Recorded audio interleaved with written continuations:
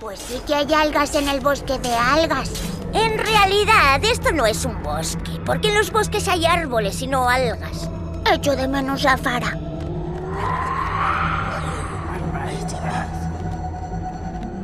¿Habéis oído eso?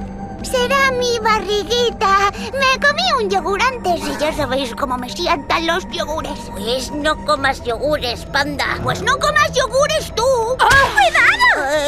Eso no ha sonado como la barriguita de panda. Tenéis que mirar por dónde vais, muchachos. ¡Ya estaba en plena fotosíntesis! Tranquilitos, ¿eh? Iremos con más cuidado, prometido. Oye, ¿estás tirando basura? ¡Sí! ¡Se han traído su basura! No es basura, de verdad que no. ¡Ah! ¡Con que no! ¡Me habéis hecho enfadar! ¡Corred!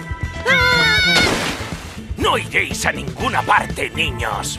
Ojalá pudiéramos teletransportarnos con caja ahora mismo.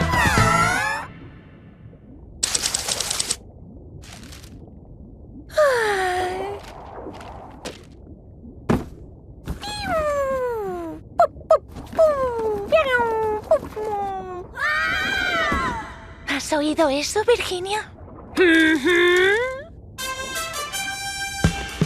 ¡Ay! ¡Ah! Farah tenía razón, el océano es muy peligroso.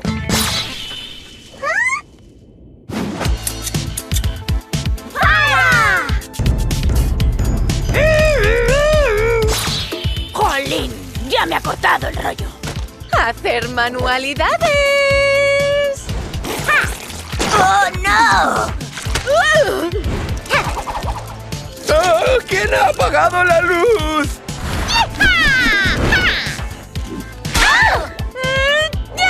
¡Dobladlas vosotros, chicos! ¡Cuidadito! ¡Quítame las patas de encima! Acabad con ellas. ¡Oh! ¿Pero qué? ¡Qué bonitas somos! Muchas gracias. Nunca olvidaremos lo que habéis hecho por nosotras. Al principio quería acabar con las algas, pero esto es mucho mejor. Gracias por salvarnos, Farah. Sentimos haberte presionado tanto para que nos acompañes. Por favor, perdona a Polar. No importa.